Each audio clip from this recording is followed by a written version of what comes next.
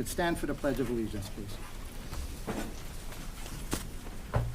I pledge allegiance to the flag of the United States of America and to the republic for which it stands, one nation, under God, indivisible, with liberty and justice for all. This meeting is called to order at 7:33 p.m. Can we get the roll call, please? Mr. Garlick? Here. Mrs. Mara? Here. Mrs. Riccardi? Here. Mr. Smith? Mr. Pasdar? Here. Ms. Tamaya? Here. Thank you, Mr. Mamora. Good evening, everyone. So tonight we have a few items on the agenda. First, we'd like to make a couple of presentations to some of our student athletes. So with that, do we Sure. want to make that presentation? Sure, and you'll take some pictures? Okay, all right, we'll come on up over here first. Okay, so, who's up first? First one up is Avery Lauterbach.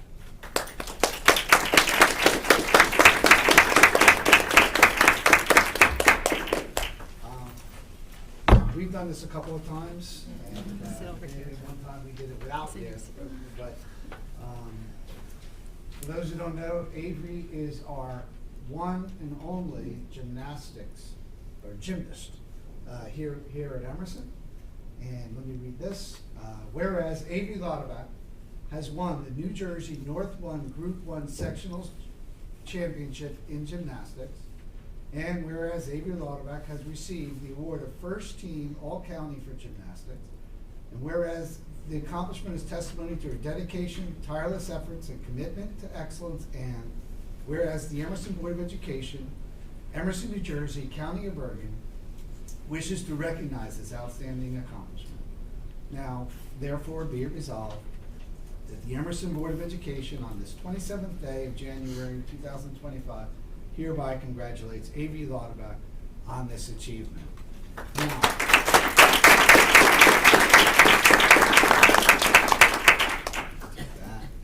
Now, I know that there's many other awards, other things that you've won. I can tell you, it's been an honor watching you ever since you were a little girl with gymnastics, and I know you've had a fantastic career. You had a lot of options coming into high school, but you chose to come to Emerson High School and compete for Emerson High School, and we're very, very proud of you for that. So, and also thankful to Mom, there she is, for taking on the job of coaching you for these last 4 years. So, outstanding. So here, let's take a picture.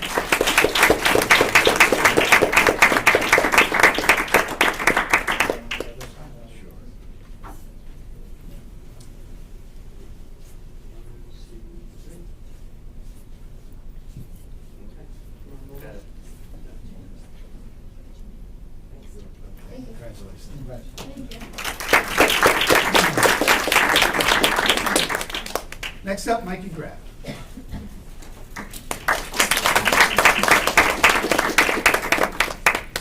Mike, this is for one achievement, but I know that there's many, many, many more. Well, let me read this first. Whereas Michael Graff has received the award of First Team All-County for boys soccer, and whereas this accomplishment is testimony to his dedication, tireless effort, and commitment to excellence, and whereas the Emerson Board of Education, Emerson, New Jersey, County of Bergen, wishes to recognize this outstanding achievement, now therefore be it resolved that the Emerson Board of Education on its 27th day, January 2025, hereby recognizing Michael Graff on this achievement. So congratulations. You can take this. Now, again, you've won many other things too. All league honors, some all state honors for some of the state publications. Fantastic. What a lot of people may not know is just how hard I know you've been working at this. And when we talk about things like investments in athletics and some of the investments in facilities, I remember when we put that field up, the turf field, you and your friends were out there every single day on that field, practice. No adults around, just you guys, just playing and playing and playing. I remember seeing you in the armory. You were probably in 8th grade, playing with adults at the time, with your older brothers, playing and competing, really working hard at your craft. So we're extremely proud of you. Great job. Thank you.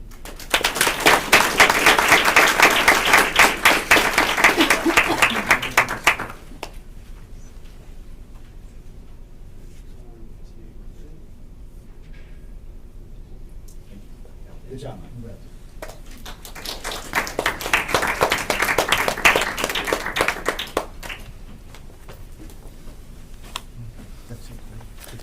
That's it for students, yeah. Congratulations again, Mr. Graff and Ms. Lauterbach, fantastic accomplishments. Next item on the agenda, we have a presentation by Mrs. Espinoza on the 6th grade student success.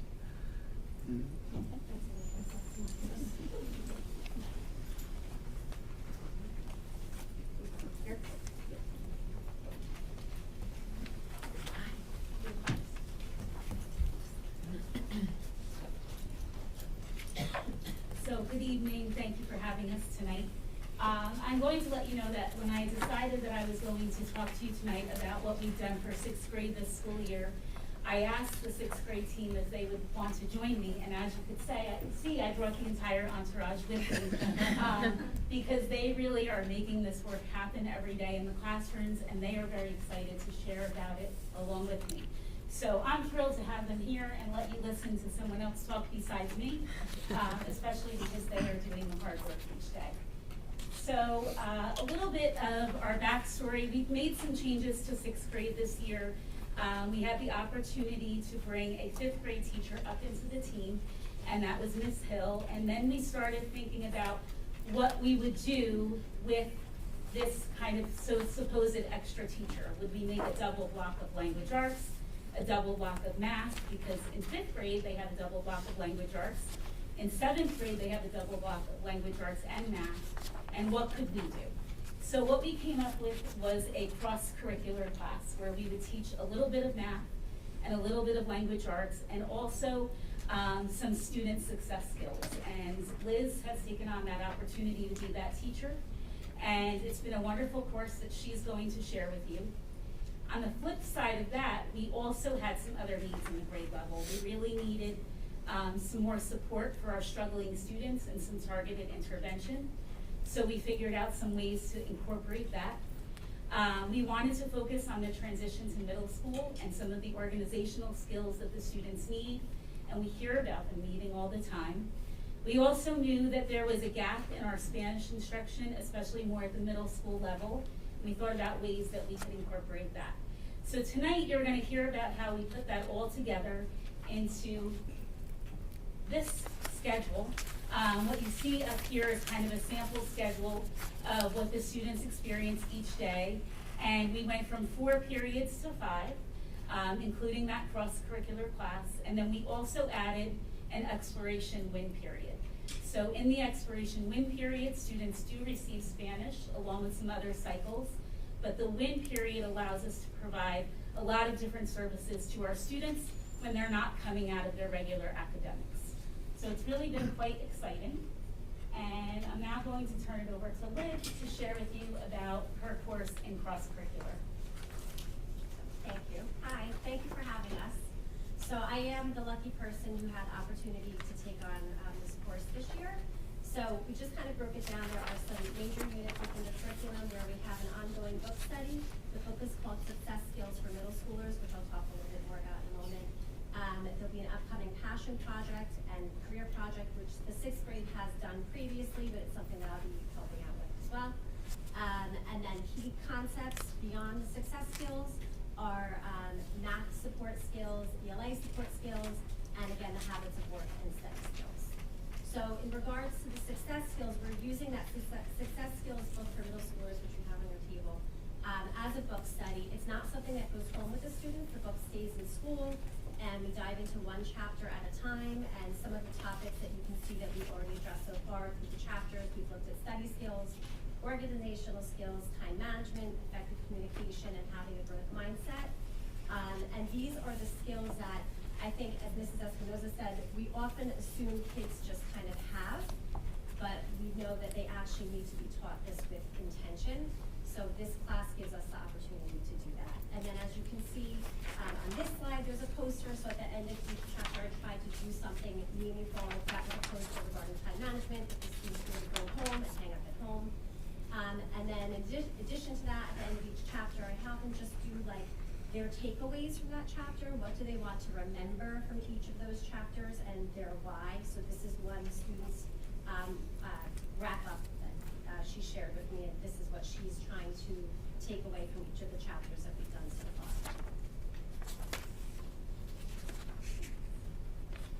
Okay, and then the academic support piece.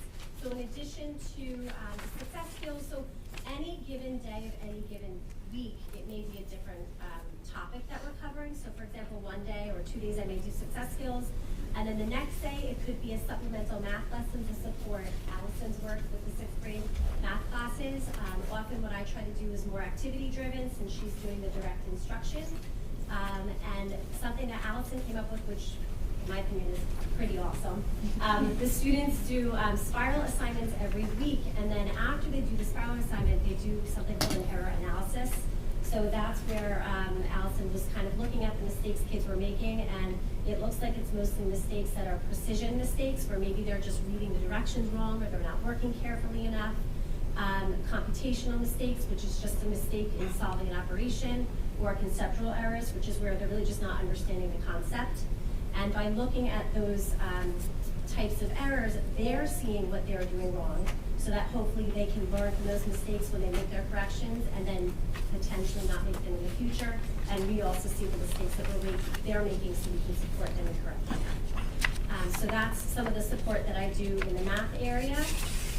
Also doing word study from the Fountas and Pinnell program. So for example, today we did work with analogies while I was pulling kids to go over their spiral review.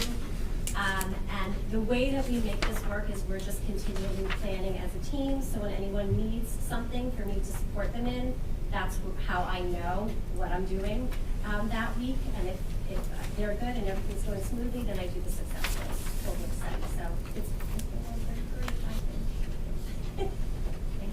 Thank you. So that is the course, the cross-curricular course that we just spoke about. The next thing is that we have going on is the exploration enrichment cycles. So there are 5 different courses that the students engage in.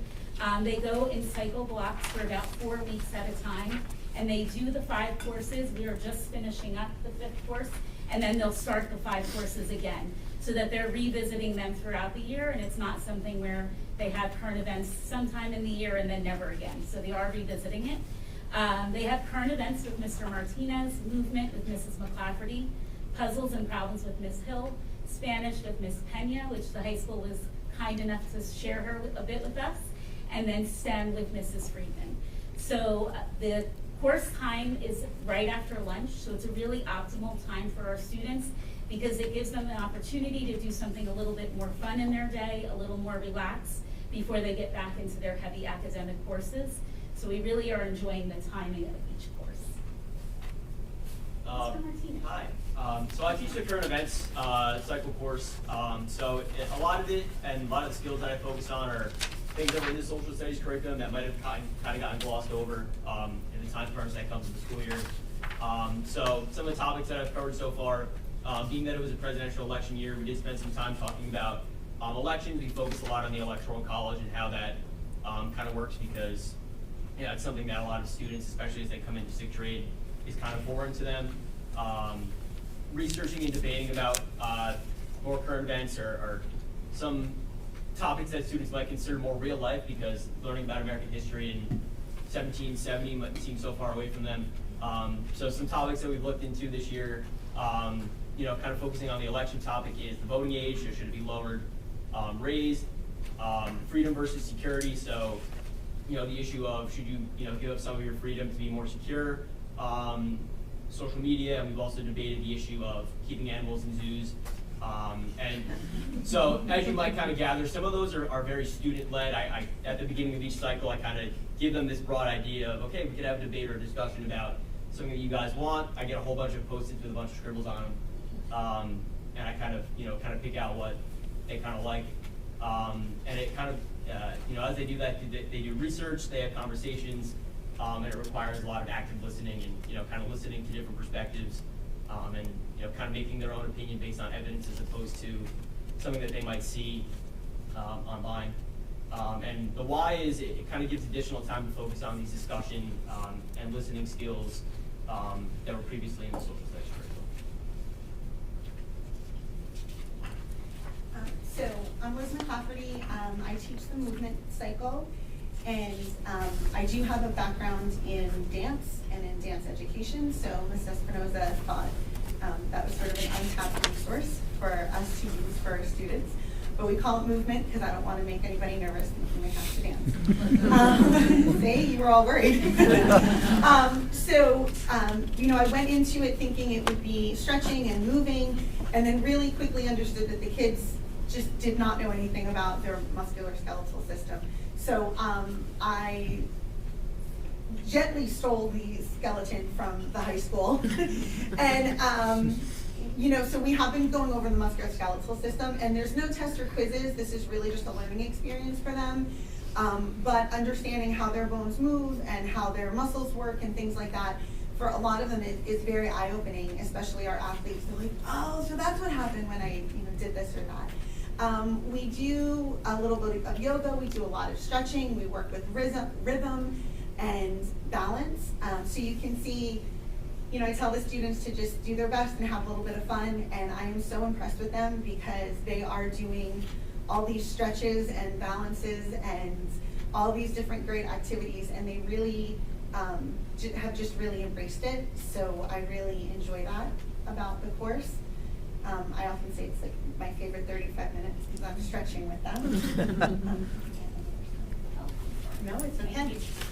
So I do ask the students what they're taking away from the course. So just this is some student feedback that I got about the course. What did they like about it? A lot of them never considered stretching part of being an athlete or part of being healthy, and some of them do walk away with kind of a newfound interest in it. They enjoy the class, I think, a lot more than they expect to. So they tend to leave feeling kind of energized, but they got a little of their energy out, so they tend to leave feeling pretty good. And I'm thoroughly enjoying the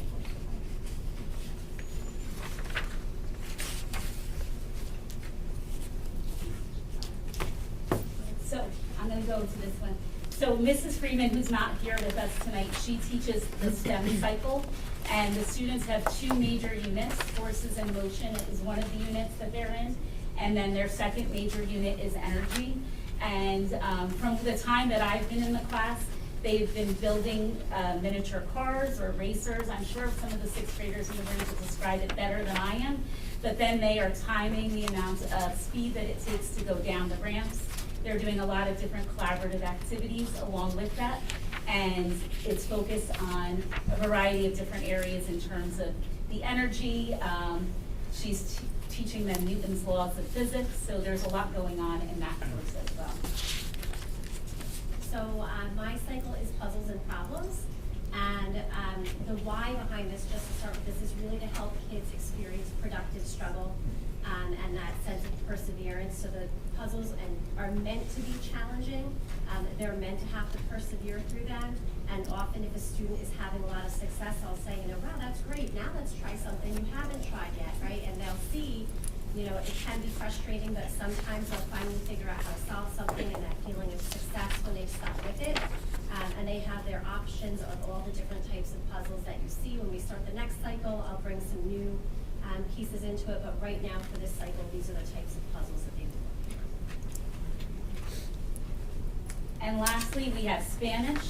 So I've been in the classroom for Spanish where the students have created their own skits, and they're having some very simple conversational Spanish, which is something really great to see the students. And we've also seen them say, I can't speak any Spanish, I can't do this. And then within 2 or 3 weeks, they're speaking Spanish with a classmate and having an actual conversation about their favorite color, their favorite day of the week.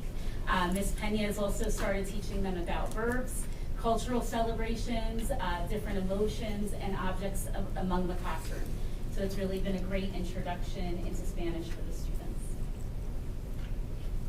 So the last part of the sixth grade day and what we've been able to accomplish is within this 35 minutes that cycles are going on, we've been able to provide some scheduled intervention, student support services, and some enrichment. So we have intervention and enrichment happening every day for students, along with for ELA and math. We have Mr. Gibbs doing jazz band at that time once a week.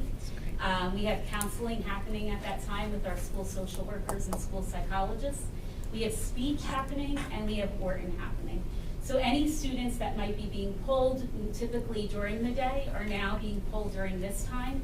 And so they might be missing a bit of cycle, not every day, but they also are getting some of the support or intervention or enrichment that they need. Right now, I did some calculations. We have over 60 students that are receiving some type of win throughout the week, which has really been incredible for them to receive that. And now I will have Ms. Pritchard explain what's happening in her intervention and enrichment and language arts. Hi, I'm Megan Pritchard. I'm a sixth grade language arts teacher, and I'm able to provide both the intervention and enrichment for ELA. So for the intervention, I try and kind of touch upon a lot of different topics. So we've been provided with the Bounce to Central LLI system, which focuses on fiction and nonfiction pieces, where students are able to study words, practice reading comprehension skills, and that's done both independently as well as in a small group. So essentially, to even give you more a bigger look at it, Mondays and Tuesdays are a certain group from BSI, and then Wednesdays and Thursdays are another group, and then the week ends on a Friday with the enrichment period. So I'm able to kind of capitalize on the time with two separate groups. I also kind of piggyback off Ms. Hill as well with word study, so that's reviewing root words and affixes. I'm also part of the Orton Gillingham program through Emerson, so I'm able to kind of transfer some of those skills, which I find really helpful, and I use it pretty much on a weekly basis. And then after some review, Ms. McLaughlin and myself have kind of revamped our enrichment as well. So now we're working on current things that we're teaching. So that's MLA formatting, racer responses, which is the ability to cite evidence in your writing. Obviously topical material review, and then peer revision. So that's that 4-day a week for 30 minutes. And then on the flip side for for enrichment, it's been a joy because it really allows us to be creative with what we're doing. So right now we're doing a book study of Artemis Fowl, which is a novel that I normally wouldn't be able to teach in the 6th grade. We're working also on nonfiction annotations, which is tied to the curriculum at the high school. And then we've been working a lot with the creative writing programs. It's a big hit in the enrichment days. And more recently, we've been working on Joseph Campbell's The Hero's Journey as seen through Artemis Fowl and Percy Jackson. So it really is a great time for us to be able to pull things from the curriculum that perhaps we weren't able to pick before. Ms. McLaughlin will share with you about math. I'm Allison McLaughlin. I'm a math teacher, and I provide the enrichment and the intervention. For the intervention, we focus on a few different things that are basic skills, such as number sense, just basic fact fluency, operations, the traditional algorithms. For whole numbers is kind of where we started. We've moved more into fractions and decimals. And then on top of the basic skill intervention, I do a lot of current curriculum support, so just giving them some extra practice on the skills that we're currently learning in class. And then, as Ms. Hill described earlier, with the error analysis, that's something that I go into a little bit more detail with the students in basic skills intervention. We look a little bit more in depth and take more time on their class assessments, and especially the spiral assessments that are a mix of all the skills they've learned and prior skills. And we kind of are able to look through those in more detail and give them more time on the skills that they specifically need that I wouldn't always have time to do in the full class setting. So it's been nice to have a small group, and as Mrs. Pritchard said, I have a separate Monday, Tuesday group and a Wednesday, Thursday. I can tell my days. Wednesday, Thursday group. So it's nice that we get to more kids that way, and the groups aren't too big. And then for the math enrichment, that's been really fun. That's something I've always kind of wanted to do, and it's challenging to find time to do that in the everyday when students are in need of the intervention piece. So for the math enrichment, we meet every Friday. And we usually open with some type of like number sense challenge. We do like estimation challenges and different things that like challenge their number sense. And typically I'll do some type of mini lesson. We kind of extend what we're currently learning in the curriculum. So like, for example, currently we're starting to learn about the introduction of integers in 6th grade. The 7th grade skill is more operations with integers, but we're starting to do a little bit of that in the enrichment cycle, which they really enjoy because they know they get to learn something a little bit extra and something that will benefit them going into 7th grade. And then lastly, we do try to throw in some projects. So right before Christmas break, we did a little project on the coordinate plane. They come to learn that a little earlier. That's something that everyone will learn, but they learned it a little bit earlier. And they created, it's very tiny in the picture, but they created a very large Grinch just based on plotting points in the coordinate plane and coloring it. And they were so excited to just kind of share that with the school and kind of just show everyone that they were learning something new and a little bit more challenging. So essentially, we have taken as much of our resources that we have had and tried to creatively utilize them to really support our teachers and our students more individually and focus on their individual needs, and also allow more time in the curriculum for both math and language arts to kind of receive that time a bit more equally. And I have to just give a shout out to this amazing team because I came to them with this idea, and not only did they embrace it, but they ran with it, and they have surpassed even the vision that I originally had. So they are amazing. I'm so lucky to have them, and we are lucky in Emerson to have them as leading our 6th graders in their first experience of middle school as they prepare to come up to the high school. So that's it. Thank you.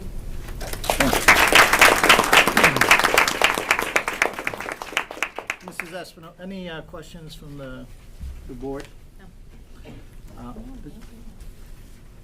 Just had a question about that. When Yes. is what I need? What I need. Is that like on an as-needed basis, depending on what the child needs or where you feel like there might be improvement, or is it structured? So for the most part, it is scheduled, and it's been kind of scheduled since the beginning of the year. In terms of enrichment or intervention, if we find that students are needing more support or need some of that challenge, the teachers have been flexible to realize, okay, this group needs support in the current curriculum, so I'm going to pull them at this time of the day.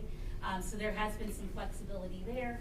And then also if there's counseling that comes up that we could fit into that time Right, slot, then we okay. do that. But a lot of it was previously scheduled. At one point, Mr. Gibbs was pulling like different groups, and then I said, why don't you just do one whole group? So that's when he started to incorporate jazz band at that time. So it has evolved a bit, but we have tried to keep it somewhat scheduled, because those people that are doing the cycles don't want to be chasing kids around, making sure that they are where they are supposed to be. So that's been a bit of the challenge that we face. Great. Thank you. Well, it sounds like an amazing program. It looks like you're doing an amazing job, and it sounds extremely engaging. So thank you for the work. We appreciate it. Good job. One more round of applause.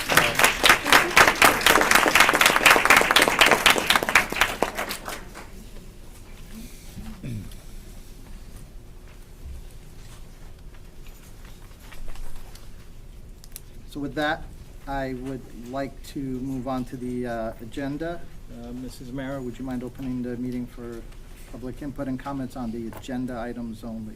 I move to open the meeting to the public for input and comments on agenda items only. Second. Seconded by Mr. Grolick. All in favor? Aye. And just a reminder to the folks here that this input and comments section is only for items that are on the agenda. There will be a second opportunity for anybody who wants to discuss other items that are not on the agenda to bring those up. So we will get to that. I just want to make sure everybody is aware of that.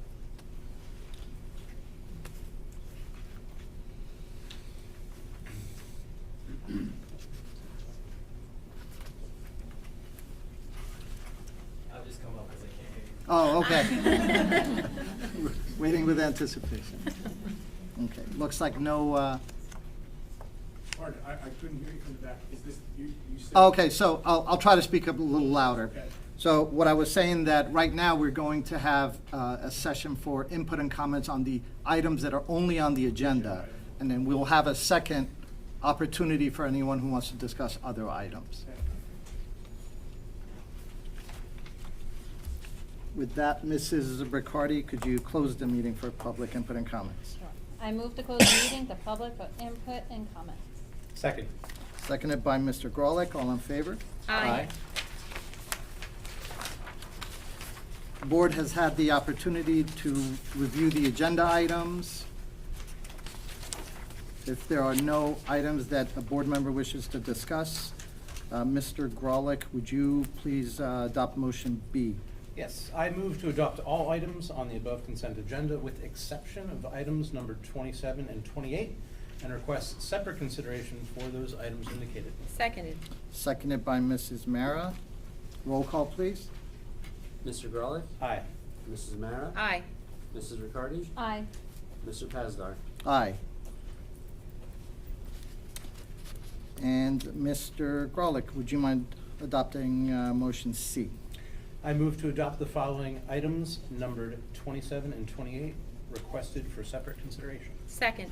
Seconded by Mrs. Mara. Roll call, please. Mr. Grolick? Aye. Mrs. Mara? Aye. Mrs. Riccardi? Abstain. Mr. Pazdar? Aye.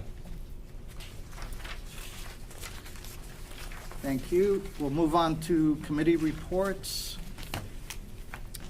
I know our agenda has the new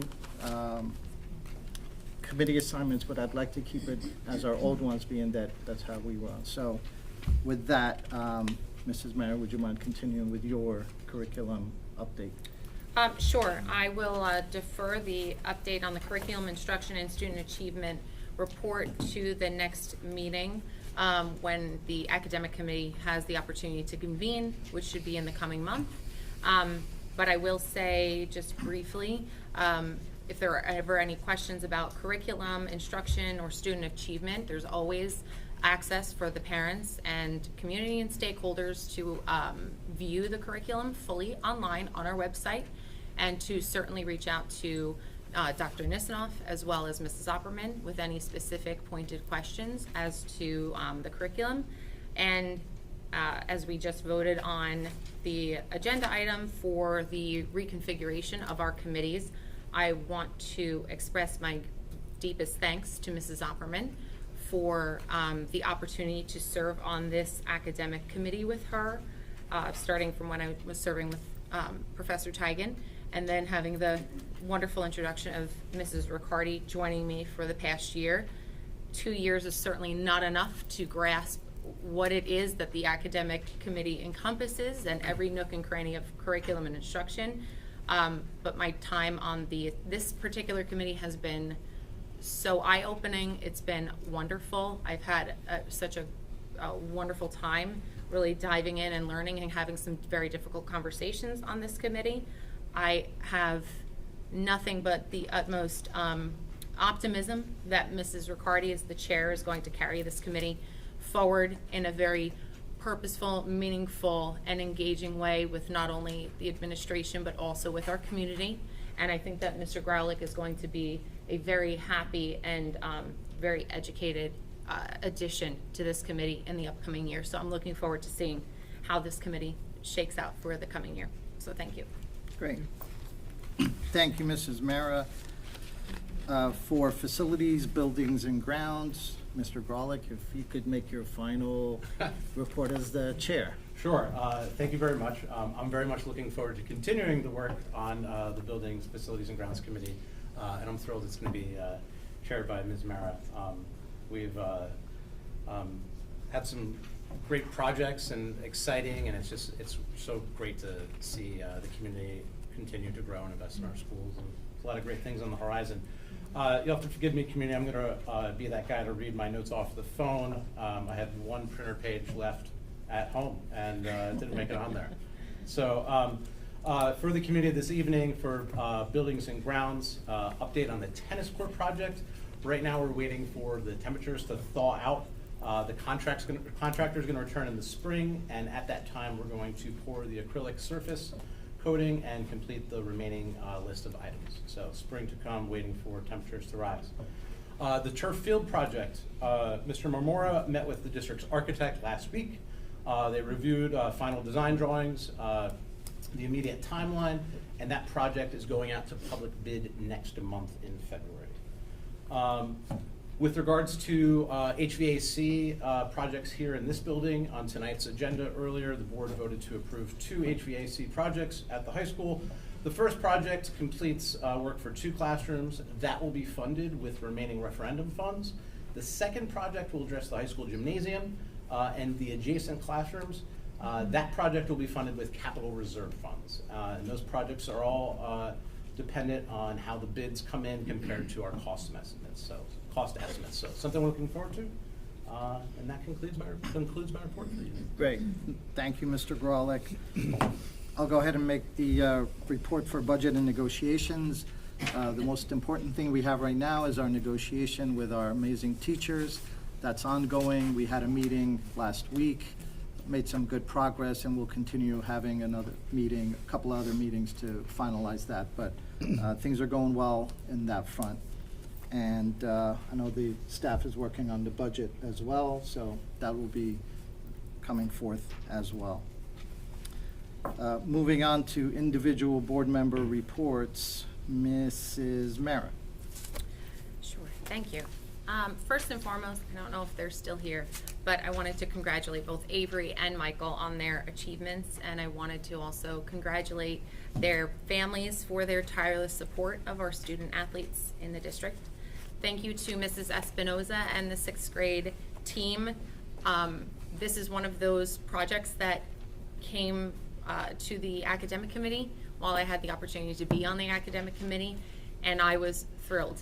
I was thrilled with everything from the integration and thoughtful use of the time to really address 6th graders on a holistic level. Every single 6th grader is here, like no man or woman or child left behind.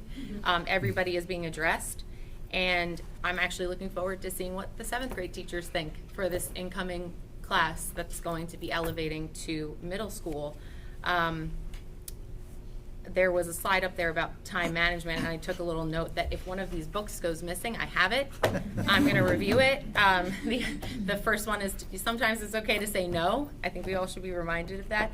And also one of the time slots is actually right at my lunch hour, so I'll just zoom in and I'll just be a part of it. So, but thank you, truly. I don't want to minimize anything that you all are doing to make this program a success, and I think it's going to be very instrumental setting up our 6th graders for success in the years to come. From the Bergen County level, there is a Bergen County School Board Association meeting this Thursday that I will be attending, and I'm sure Mr. Pazdar will be as well. It'll be on Zoom, so I will report back at the February meeting on that. Thank you again to our Finance Committee for all of their continued efforts during this negotiation time. I know that this is their busy season, so it's truly appreciated. And lastly, I just wish that all of you out here sitting close together, we all stay healthy. There's so much going around right now, and I know the staff, they're all trying to accommodate absences and everything like that, but I really do wish that our community stays healthy and safe during this time period. So thank you. Great. Thank you, Mrs. Mara. Mrs. Riccardi. Switching it up tonight, Mr. President. Like to mix it up a little. You are. Very much so, echoing everything that Mrs. Mara just said. Congratulations to both Avery and Michael on their tremendous achievements thus far. They have so much to be proud of, and looking forward to see what comes from them in their futures. Thank you very much to Mrs. Espinoza and the 6th grade team. I sat with Mrs. Mara at the curriculum committee when this was first introduced to us, and it was such an eye-opening and breath of fresh air concept, and it's wonderful to see how it's been implemented and how it continues to transpire. I think it's really wonderful how you've all been pivoting with any challenge that comes your way, and how you're also collaborating together to make sure that it really is the most impactful lessons that your students can be learning. So thank you for all of your hard work and your continuous desire to make the educational experience the best that it possibly can be for the students of Emerson. And finally, I'm going to say, Mrs. Mara, it's been wonderful working with you on the curriculum committee, and I will certainly miss having you at those meetings, but I'm very much looking forward to working alongside Mr. Grolick and hearing some of his expertise and just collaborating together. So, thank you, everybody, and that concludes my report. Great, thank you, Mrs. Riccardi. Mr. Grolick. All right, thank you. Good evening, Emerson. Congratulations again to Michael and Avery. Pretty amazing athletic honors there. Always making us proud. Thank you again to Ms. Espinosa and the 6th grade team. Thank you for being out late tonight. Appreciate that. I think it's really amazing, and I applaud you all for your willingness to say, no, the status quo is not good enough. Let's shake it up. Let's take a look. Let's use data. And so that's really cool. And it sounds like it's great to hear that you're supported by each other and your administration. It's pretty neat. Big kudos on this program with regards to identifying and addressing needs for targeted intervention, academic support. I'm really looking forward to see how that kind of pans out and how we can debrief at the end of the year and take a look at all that.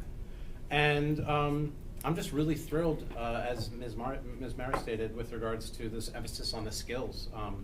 I'm very optimistic those types of things are going to translate really well as students come here to this building at the junior senior high, and I'm also looking forward to see how those students are going to be next year too, and I'm confident they're going to be better for it. So thank you all very much.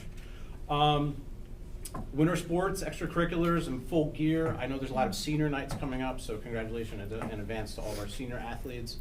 And stuff we've already heard, but I'm very excited to be joining the curriculum committee with Ms. Riccardi and continue to look forward and collaborate and work with Ms. Mara on the Buildings Grounds Committee. That's it. Thank you very much. Great, thank you, Mr. Grolick. Board President report. I won't belabor this, but again, thank you to all of our 6th grade teachers and Mrs. Espinoza. Mr. Grolick kind of stole my thunder, but it's nice to see that you're not sitting back and just letting status quo take course. So we appreciate the initiative and your passion for doing what you do. So thank you for that. Congratulations to Mr. Graff and Ms. Lauterbach. I know that my son played with Mr. Graff many years ago, and so I could relate to, and I watched this young man grow up and how he conducts himself and his achievements. So congratulations to him, and to Avery, really just amazing, a one-gal team there. So just amazing accomplishment. Congratulations to both of them. I want to thank Mrs. Mara for her work on the curriculum committee, and I'm looking forward to your work on the as chair of the Buildings and Grounds. Thank you. I appreciate Mr. Grolick pulling double duty on 2 committees, and looking forward to your work on that. And thank you to Mrs. Riccardi, and looking forward to working with you as the chair of the curriculum committee. So got good things ahead. So thank you all for that. Mrs. Mara mentioned that the county meeting is on January 30th. I will be there in person, and we will report as Ms. Mara always does. And my New Jersey School Board Association at the state level is on January 31st, and I will report anything that is relevant to the district at our next meeting. That concludes my report, and with that, we will go to Ms. Tamayo, who's been patiently waiting, and we will look forward to your report. So, Thank Ms. you. Tamayo. Good evening. So first I want to say congrats to Mikey and Avery. I was lucky enough, to grow up with them and really know them. They're both very humble and very outgoing. I got to work with Mikey with Key Club, and Avery, we both share similar interests within the medical field. So I get to talk to them once in a while at school. So congrats to them.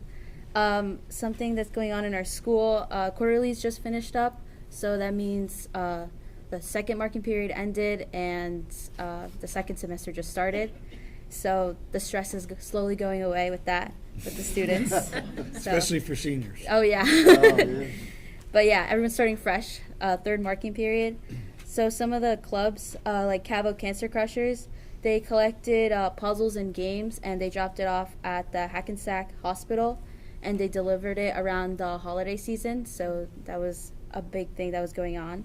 And then also, Student Council had their last hot chocolate sales last Friday, since we couldn't do it this Friday, but Those sales went pretty well. So upcoming now for February, we have coordination sales. So we're looking forward to that. And then within the wellness center, there was some students that were rock painting to decorate the wellness center, and also we had some students write letters towards teachers. And in Key Club, we also did some coloring pages to display in the wellness center, so it's like nicely decorated for students can feel, comfortable there. Key Club also recently went to Midnight Run. Everything was really successful. All the donations were greatly appreciated, with the toiletries, the foods from different stores, and of course the clothes and the shoes. And that's my report. Yeah. Great, thank you very much, well done. Thank you. And we'll move on to Dr. Nisanoff with the superintendent's report. Sure. Usually I embarrass Diana with something or another, but I won't do that today. Let's, for many people that are here may not know what the Midnight Run actually is. Right. So why don't you describe what the Midnight Run is? So basically, we collect donations. It's all we don't really do fundraisers. We more rely on the donations that we get. So we leave boxes in the main lobby. People can donate clothes, shoes. It could all be used. Toiletries, obviously those have to be new. And we get those, we put them in a box, and we collect them, and we sort them out. Women's clothes, men's clothes, men's like shirts, hats, all of that. And we bring those bags into the school bus. We also make sandwiches. It's 150 meals in those goodie bags. We have sandwiches, like fruits, like bananas, oranges, and cookies. So we put those in the bag, and water bottles. We put those in the bag. We bring those too. We also bring toiletries, like I said before. And we pick 10 people from the Key Club, the members in the club, and the board goes. So the Key Club board goes. We pack up the bus. We leave around 9 p.m. We go into different stops in Manhattan, which is pretty cool at night. You get to see all the lights. And we do those different stops. We give stuff to the homeless people in those stops. There's 5 different stops. We were lucky enough to reach all 5. Usually we only go to 3 because of time. And we try to get rid of everything as much as we can. And this year we were successful and we got rid of everything, which is great. And it was really cold that night. It was almost in the negatives, but it was good. We got home around 1 a.m., 2 a.m., around then. And yeah, everyone had a good time. So yeah. It's great. How many times a year? We go twice. Twice a year. Twice a year. Okay. So the next one is in March. Okay, great job. Thank you.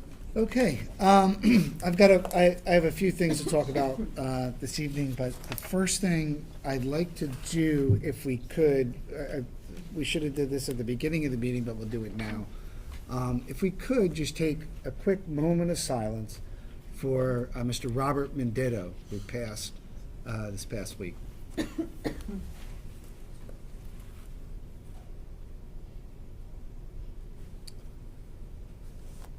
Thank you. I just want to, just take this opportunity. For those who didn't know, Mr. Menditto was a longtime administrator here at Emerson High School. He was a former teacher, coach, just a wonderful man, former mayor of Emerson as well. Myself personally, when I started here as, a young 20-something, Young Turk administrator, and Mr. Menditto was the experienced, seasoned administrator. And while I was fumbling around, making mistakes left and right, he was always there, giving me good counsel, guiding me. He was always a good friend to me, and I'm forever grateful for his friendship. And I will certainly miss him. Couple of things before I get into my report. A lot of praise for our 6th grade team. I can tell you that I've seen them in action. They are absolutely phenomenal. The plan that you saw is a result of extreme planning over a long period of time, under Mrs. Espinosa's guidance. That show that you saw is actually on the road. Other schools are interested in the model that they put together. They presented at the county level the program that we've put in place. So it's something that we're very, very proud of. So we're very proud of our sixth grade team, who is also representative of our entire faculty here at Emerson. So thank you for that. I'm not repeating things that were said. This week we'll be registering registration for pre-kindergarten and kindergarten. We have some of our kindergarten teachers here. I mention it publicly because we want to keep them in business. So we're excited to see what our enrollments are going to be for next year. So I have two annual reports to give to the board today. The first one is on a strategic plan update. Try and talk quickly and go through some of these. This is a plan that was put in place 3 years ago. It's sort of been our guide in our district for our goals each and every year. And it really is a great exercise for the administrative team to review that plan, to make sure that we're on target. And we really have been. We've been hitting many of the points. A few things that we're still working on, but we're moving along the plan really, really well. This plan goes through 2026. So next year, it will be time to begin updating. I'll start with school community member personal growth and development. Our teacher professional learning groups meet regularly with teacher leadership. This year we added academic coordinators to various grade levels. We supported a second cohort of teachers that went through the Orton-Gillingham program partnership with FDU. We have a few of our teachers here who have actually been through that program. Our student advisory groups are meeting weekly at the high school. And one of the new things on the list is Memorial is planning a parent SEL night for later this year. On diversity, equity, and inclusion, this year we instituted a new family liaison position, providing connection and translation support to our Spanish-speaking families here at Emerson. We have additionally, we have ESL certified staff working at each of the building, and they are working to support some of our newcomers who are here to the country and to our schools. Previously, we only had one ESL teacher. We now have 3 certified ESL teachers in the district. We have many multicultural topics included in the Emerson Junior High School Advisory and in the Volano Family Time. As an example of one of the activities that occurred this year under Ms. Espinosa's leadership was the Ruby Bridges Walk at Volano School. Alignment of academic expectations and 21st century skills. We've updated the Memorial Report Card ELA section and rubrics to align with Volano and our K-12 proficiencies, and we're working on math for next year. Previously presented to the board was some of our work with the Otis software at Volano, allowing for grade level conversations around important skills. There's conversations around classroom data collection and support the work of our IRNS committees and our mostly new child study team. Tiered sports work continuing in all buildings. An example in tonight's presentation about the 6th grade interventions is an example of the work we're doing in that area. And at the high school, teachers collecting habits of work data to support students and focusing on formative assessments and important proficiencies within their units. Community participation and citizenship for democracy. Emerson High School training and expanding in-house internship coordinators to broaden options for senior students. One of the staff members who's actually doing that work is actually here, present in the meeting. So we're really excited about that. We have a grant proposal submitted for an AI course. We're also considering other STEM electives and staffing. I don't, Ms. Opperman here? Yeah, I don't think we got the grant. I think the word came out, but great work on that anyway. We participated in a county program that trained a cohort of high school students to become poll workers. This was extremely successful. You may have read about it in the paper. We had probably over 20, were you one of them? I was not. Oh, okay. We probably had about 20 Emerson High School students that were trained last year. They started with the primaries last year. They participated in the general election this year. They were so much appreciated by the county, by the borough. Bruce and I went and spoke to the seniors, and they commented about how great it was to see young people participating in the electoral process. So we're going to continue that. We've talked about in previous meetings our successful AP government course. A component of that course is a WE service learning component that allows students to apply what they learned in the classroom to the real world setting. Our after-school clubs are extremely active, and we're signing up now for year 2 at Memorial School. And family program lined up to some of our PTA meetings in the spring of last year, and we're considering additional options for 2025. District operations and infrastructure. One of the things that we've looked at is we talked about was the Otis software for collecting proficiency information and other student data at Volano. And we're working with our vendor and we're working with our teachers to make sure that that's the right fit to continue that work. Still in the works, not yet accomplished according to the plan timeline. These are just a few of the things. An Emerson Educational Fund, that was a goal of the plan. We've yet to make progress in that regard. And additional internal paperless workflows to be explored for forms and vouchers and the paperwork. And that was that's been a goal that we're still working on. And lastly, of course, not in the plan is, we said about this plan a few years ago, and the idea of a 5-year plan, what can change? Well, AI threw us a curveball. So not in the plan is artificial intelligence and its implications in the classroom and the professional development around that's required.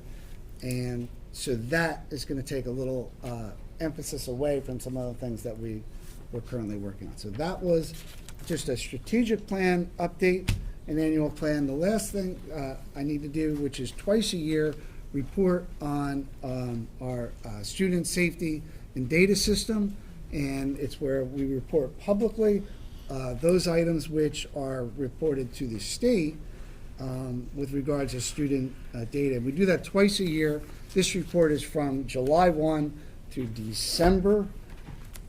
And next summer, I'll do a second one for the next 6 months. So I basically will report on all 3 schools. I'll start with the high school. The high school, there are 6 items to report, 2 of which are 2 fights. One occurred after school, one occurred in the foyer outside of the auditorium. There were 4 other items of misconduct. One involved a student using social media to harass other students.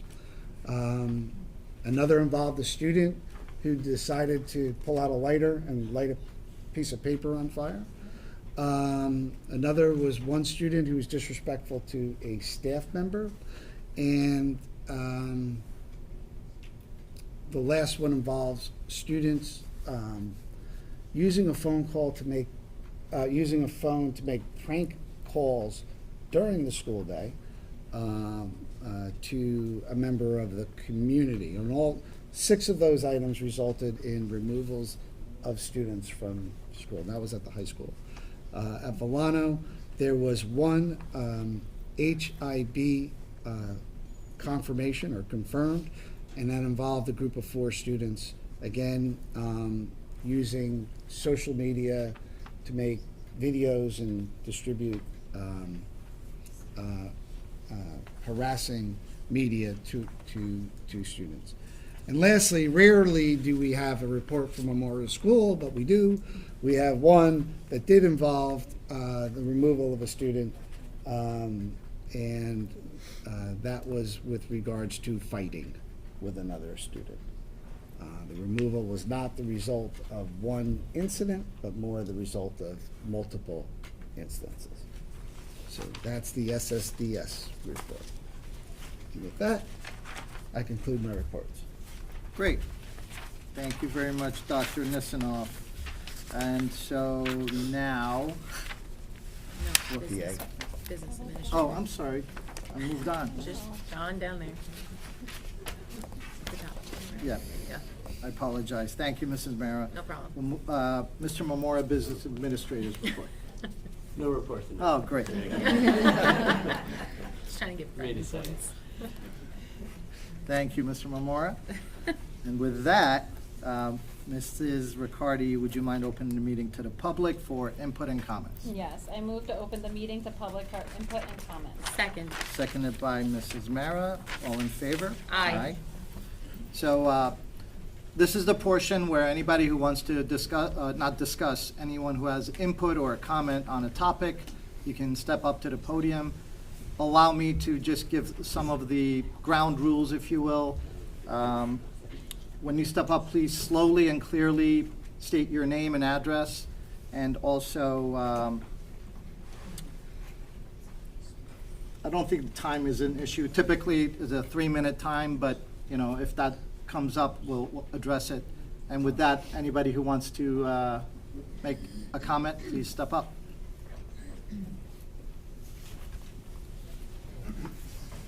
Evening, everybody. Hi. Before I speak, I would just like, I'm speaking with regards to the Park Ridge and Emerson potential high school merger for the high school. So before you start, could you state your name and address, please? My name is Tom O'Melia. I live at 25 Indian Avenue in Emerson. I'm bringing one of my athletes up, one of my recreation athletes, to speak on behalf of the player side, of the children's side of it. His name is Lucas Benefield. He's a 6th grader at Milano, and he plays defensive tackle and center for Park Ridge Emerson. He's got a little speech right there. Good evening, members of the Board of Education. My name is Lucas Benefield, and I'm here to speak on behalf of my teammates and myself tonight. As a player that has been in PRE tackle program since 2nd grade, I'm here to share why it is so important for us to continue playing alongside Park Ridge and to ask for your support in making this possible. Our team is more than just a group of players who practice and compete together. Over the years, we have built a bond that feels like family. We have grown up side by side, facing challenges both on and off the field, and have formed relationships with our coaches in our community that are irreplaceable. Every practice, every game, and every moment we've spent together has been about more than football. It's been about learning to trust each other, supporting one another through tough times, and building a sense of pride in representing Emerson and Park Ridge.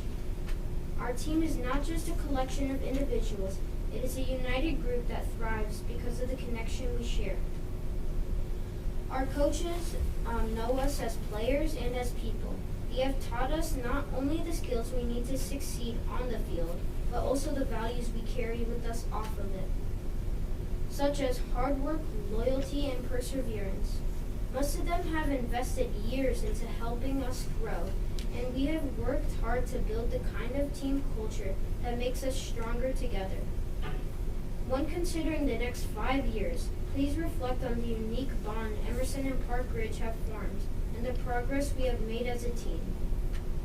Starting over with a new group would mean losing this trust, chemistry, and rhythm we've worked so hard to create. It's not just about winning games, it's about being part of something bigger than us, something we've built together for many years and want to continue to build.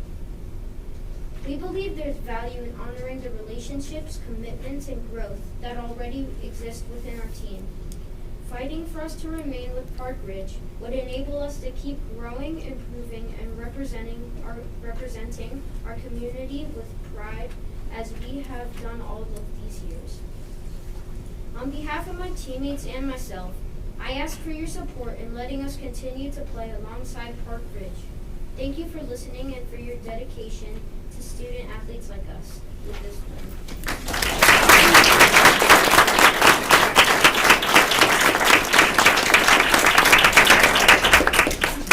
But following that, right? Yeah, that's it. That was great. I think that just kind of exemplifies everything that we're talking about when we discuss this matter. So, again, I don't know if I can follow that, but I'm going to do my best. My name is Tom Amelia. I'm a resident of the borough of Emerson and a father of 2 students in the district. I come here representing the Park Ridge and Emerson Co-op Recreation Football Program as a coach and with the full support of the PRAA, the Park Ridge Athletic Association, to speak on their behalf. First, as one of many devoted people in this town who donates their own time as a coach in our rec programs, I appreciate anybody such as yourself who serves to volunteer the public in this capacity, especially such as positions as yours that can be scrutinized in a public manner like the Board of Education. So thank you for your time and efforts. I'm here before all you tonight purely to convey information and the sentiments of stakeholders in our Emerson community as well as the Park Ridge community. Those of you here who know me know my background in education, youth and high school athletics, as well as my standing in multiple communities around the area. The people in our town and the people in our town and surrounding ones can surely testify about who I am. I believe in a level-headed and fair approach to sports and activities, and always do what's best for the children, and will serve regardless of the competitive outcome. Winning in competition is important, and it's more fun than the alternative. But it should not be our primary objective, as we all know, for our community and our high school athletics. Our primary objective should be to create a safe and developmentally positive environment for each of our athletes and our participants to perform while growing their understanding of whatever it is they are tasked with. Along with that primary objective, and something in my 21 years of experience that I've noticed as a high school football coach, I found the undeniable truth to be that the overall community involvement is paramount for overall success. Bettering the environment for the kids leads to far more positive experiences for all parties involved. Our 2 towns are united as one program from the time they are in kindergarten and up until 8th grade. And in my experience, that relationship has been simply amazing. I'm not here to talk about things that most of us all already know. I'm here to address issues that led to our merger not being approved 2 years ago by the state of New Jersey. How and what we should do moving forward with this potential merger is something that will require open, continuous, and prolonged lines of communication. That's why I'm here tonight, to set this off. But before we go to that direction, I'd like to discuss our current merger with Cresskill. Cresskill, before we go any further, allow me to say that all the experiences related to the Cresskill Co-op, it's been made very clear to me from everything that I've heard from the kids, the coaches, and the parents involved in the Cresskill Co-op with Emerson, that the experiences have been nothing but positive, fair, and enjoyable experience for all. Cresskill welcomed our kids and there's nothing negative to be said in any direction about what has happened over there the last 2 years. It's simply time for us as a community to follow through at the high school level with the journey our kids start from the time they are in kindergarten that spans all the way up through 8th grade. A journey, might I add, that almost every other football player in Bergen County is offered. This is no way, shape, or form an indictment on the experience that anybody has had at Cresskill for these past 2 years. They've been an awesome host for our football program, and our football program itself has benefited by sharing these last 2 seasons. But like I said earlier, things have changed, and it's time for our kids to have the opportunity to finish out their journey in a high school sense, the way everybody else in Bergen County does. The proposal would be this. We notify Cresskill for our intent to propose the Park Ridge merge with Emerson for the 2026 season as soon as possible. So we might give them time to research other options for their 2026 season themselves. It would be out of place for me to mention any other communities by name up here but with good reason and after many conversations with people who oftentimes are tasked with making decisions just like this, I believe there are options for a different merger for them to be explored elsewhere. Like I said earlier, my time up here is meant to open a line of talk so that more options can be explored. The exploration of them, however, can only come from our end. If our Board of Ed approves the attempts to go through with this process once again. I have numbers from communities that aren't mine to share in a public forum such as this, but if we start the conversation, they can all eventually become public knowledge properly. I've been in contact with our athletic director, Gus Paliudis, multiple times, sometimes 2 or 3 times a day, and for the better part of the last month, and he has been great to me about all of this. We all want this to happen, is what we all say to each other. But how can we do it without leaving Cresskill high and dry has been a huge factor. The fact that we can discuss this again is a starting point to get back to work so that Gus, our district, and potentially Cresskill and Park Ridge can follow through with their end as well. Reasons for reasons that our merger was put down at the state level 2 years ago, but stands a good chance, a much better chance this time. So the previous attempts at the merger have fallen short for a variety of reasons. I'm lucky enough to have access to the facts of the matter concerning the numbers of the entering grade levels into the program for the immediate future, as well as the numbers that we carry in the lower levels of the program for younger grades. In our 8th grade, just from the Emerson side, we have 6 football players. In our 7th grade, we have 8. Okay, so 7th and 8th grade team, Park Ridge had 7 as well, had 7 athletes in the 8th grade. They only had 2 7th graders, not a lot of kids. 6th grade, we had a high number for our Emerson side. We had 11 kids in Emerson, which comparatively speaking to towns around the area, it's not very high, but for us, it was a large number. And for Park Ridge, they only had 5.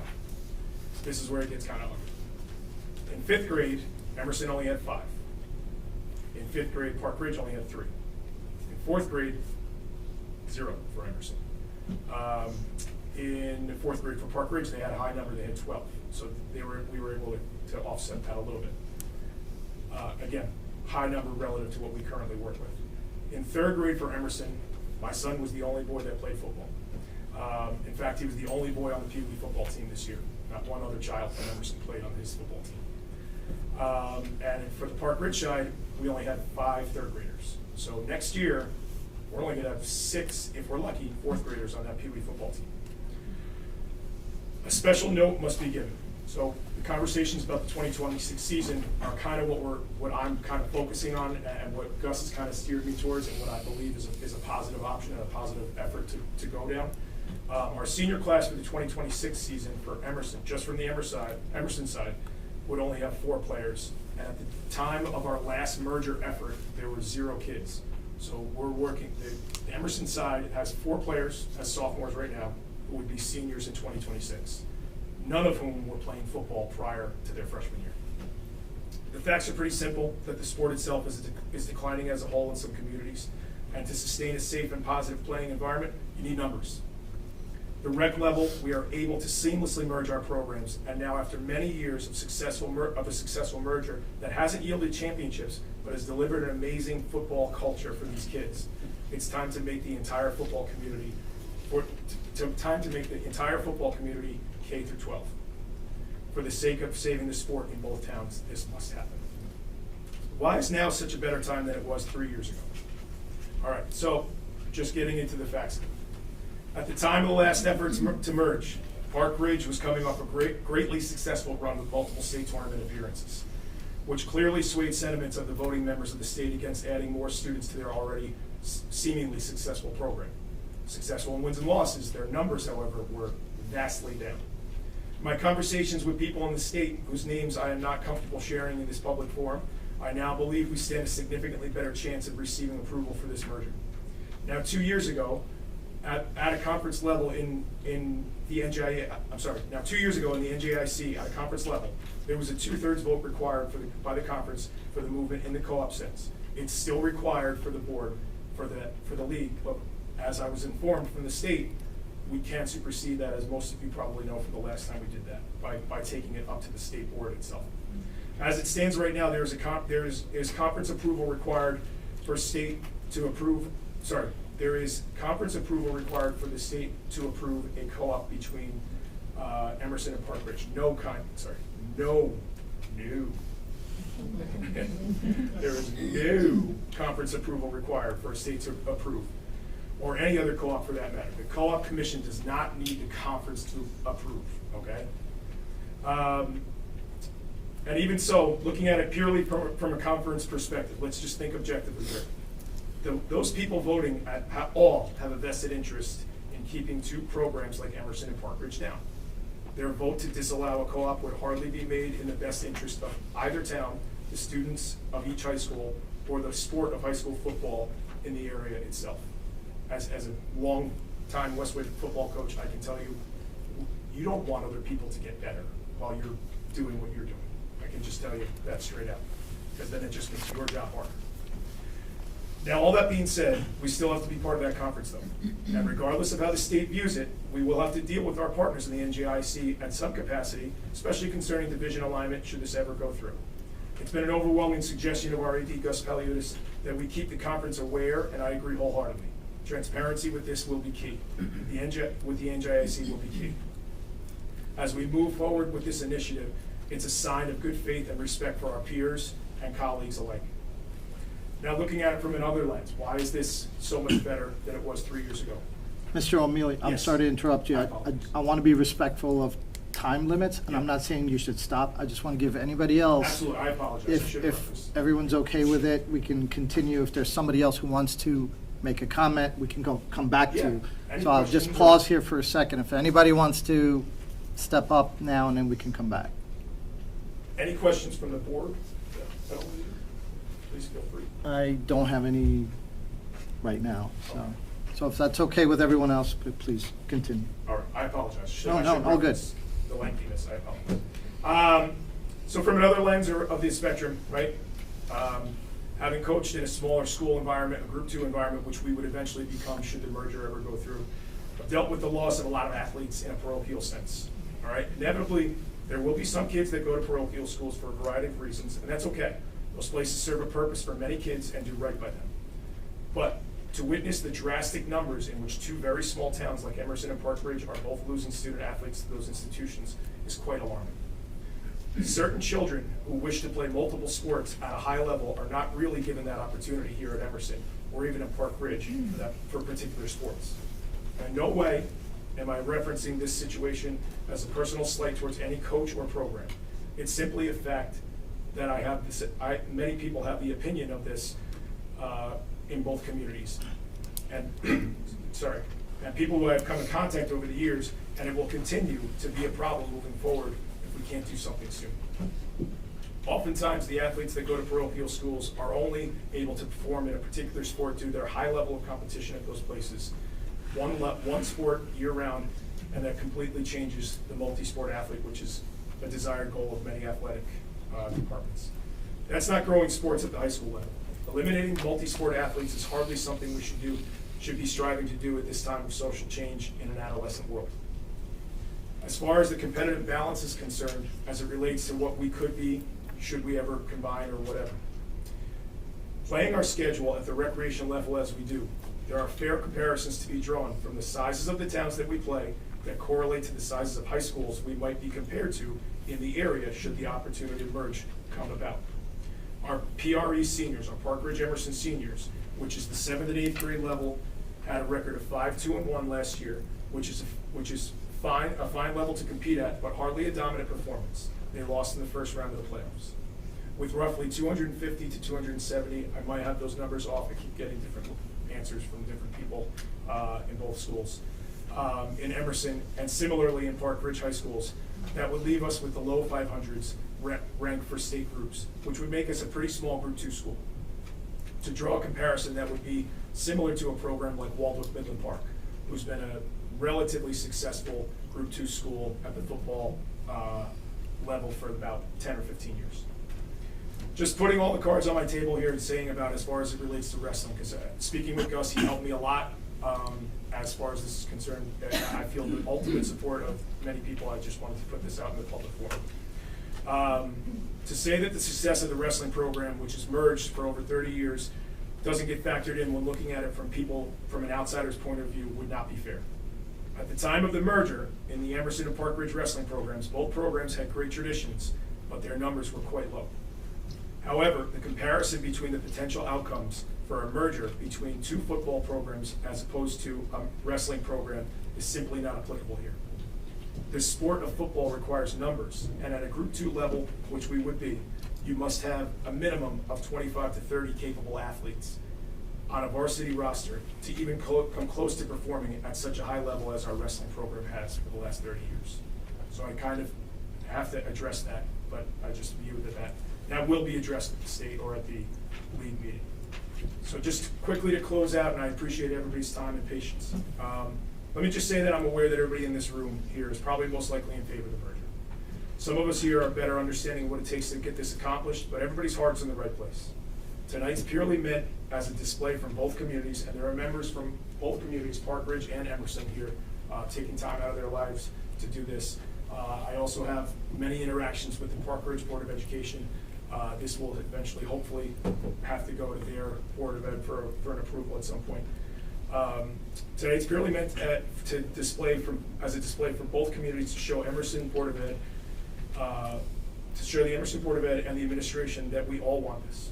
Our athletic director and you, Dr. Nisidov, have been nothing but short of fantastic with how they treated me in gaining all the facts before I came up here. And trust me when I say they both want nothing more than to have this go through. But like I said earlier, in scholastic endeavors, you cannot just worry about one side of the coin. You have to think of your decision affects others and all of the students and all of the athletes. I hope this time spent up here helps lead to a positive effort toward helping all three communities find a safe and positive football environment for their athletes moving forward. Lastly, I just want to make it very clear, and I don't think anybody else has any other thoughts in their head. Our intentions for the merger of the PRE football program, the Emerson Park Ridge football community, are in no way rooted in some misguided sense of gaining competitive leg up on anybody. Our intentions as a football community for our children are based in just that, giving our children a true football community. Thank you.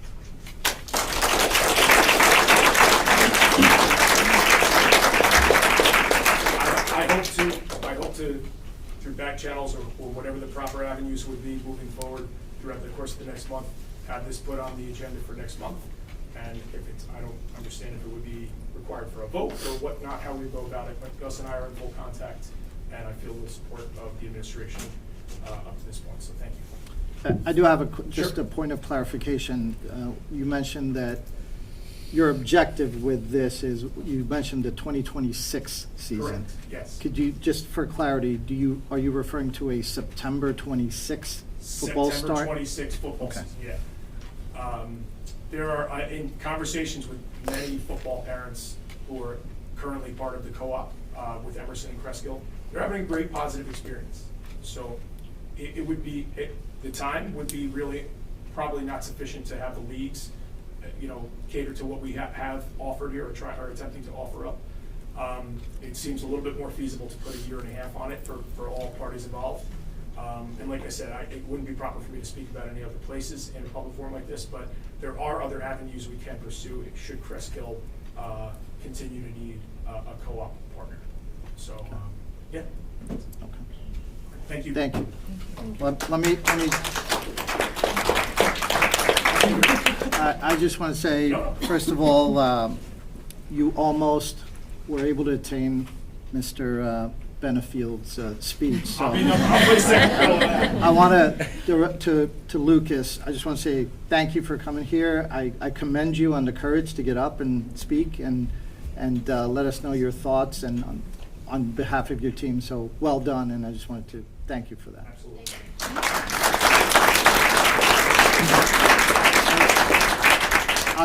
Again, not to make it a discussion, just No. as a response. Yeah, of course. Thank you for your passion and your ideas. I don't think anyone here would disagree with why something like that would make sense. It makes sense. We've seen the success on the other programs as well. So it is something that the board and the district looks at constantly, right?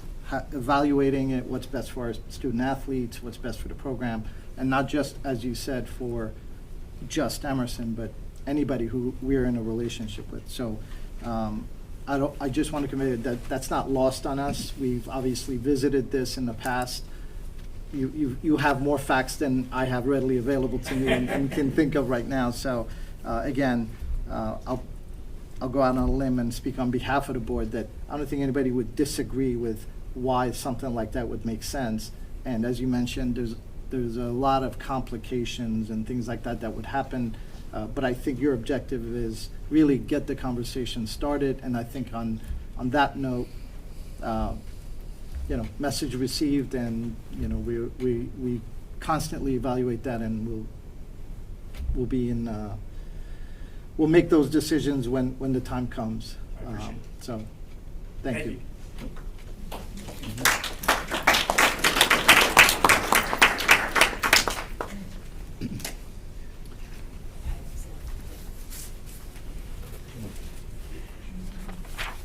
Hi, everybody.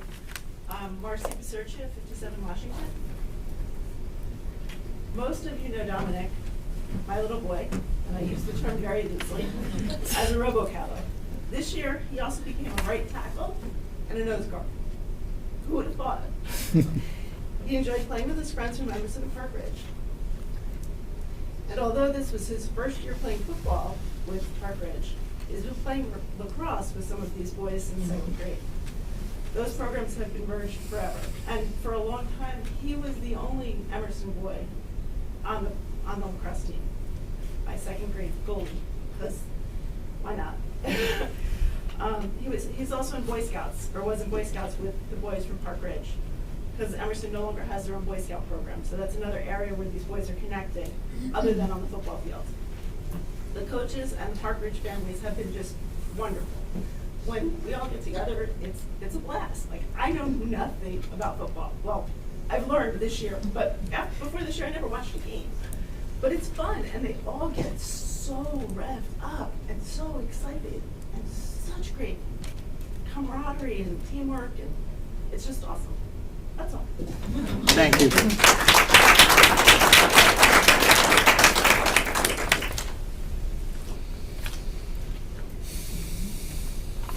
Anyone else for input or comments?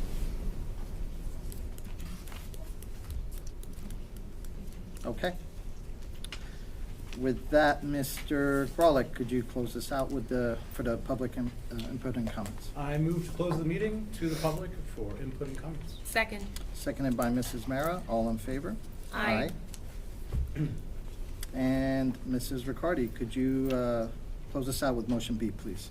Yes, I move to close the meeting to the public and adjourn at 9:01 PM to discuss an executive session legal issues in the conference room of the Board of Education offices. No action will be taken at this time. The board will return to open session upon completion of discussion and may or may not take action at that time. The next meeting of the Board of Education is scheduled for February 24th, 2025 at 7:30 PM in the High School Media Center. Seconded. Seconded by Mr. Grolick. All in favor? Aye. Thank you very much, everyone. Appreciate you coming out. Thank you. Oh, you're so good. Oh, you're so brave. That was so fun. Good job. Well done. Thanks. Well done, Diane. Thanks. Oh, no.